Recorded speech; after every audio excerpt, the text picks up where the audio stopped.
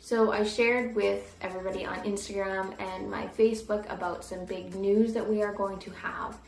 And some people guessed about babies and houses and selling and moving and all these interesting things, which would totally be us.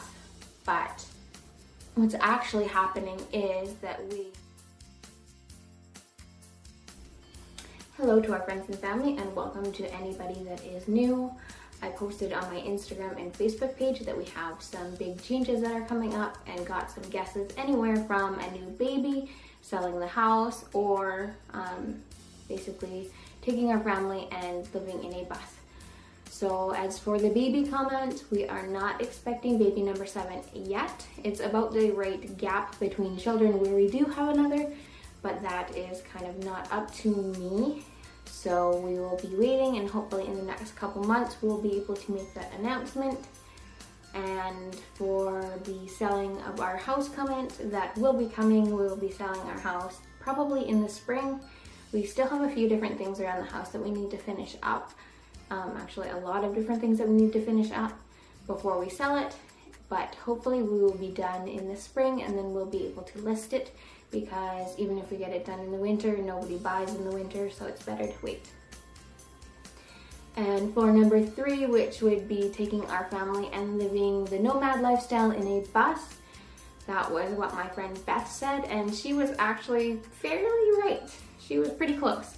We went out last week after our trip. We really liked going around in our little tent trailer and seeing all the different places in the States, and found that it was actually pretty easy to just go in such a small space and be happy with that.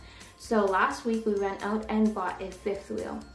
It's a fairly large fifth wheel. It's 39 feet and has everything that we need in it, including quad bunks in the back and a queen size bed in the front. So it sleeps 10 people when we have all the beds set up.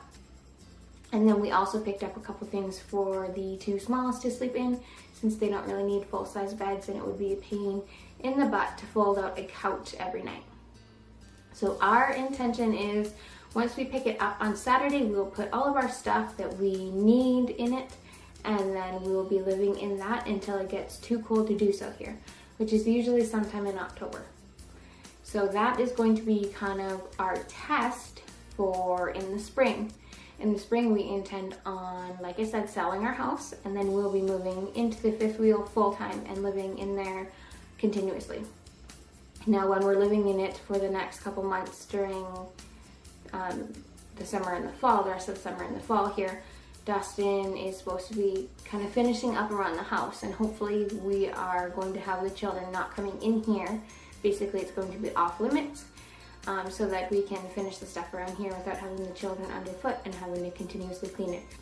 And so, yes, we're going to be spending the next, basically August, September, and part of October in the fifth wheel as kind of a test to see how well we get along, and, you know, how many fights, I guess, a day break out, and just how we can just try and figure out how we can all live together and not try and kill each other.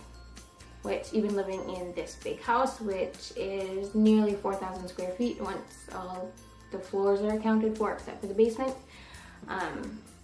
we still kind of step on each other's toes. So we'll have to see how we adjust to much smaller, less than a quarter of the size. We will be picking up the fifth wheel this Saturday, at which point I will be bringing a lot of the stuff in there and packing it, because I'm a little bit controlling like that, and I'm going to want to be the one to kind of find the places for everything so that everything fits a lot better, because men just don't understand that kind of thing. And then I will do kind of a tour and then give more information on it. And in the future, I'll be doing some videos about what it's like to live full-time in an RV with 6 children and 2 adults, and just how we make it work, hopefully, with our family, because right now there is no plan B.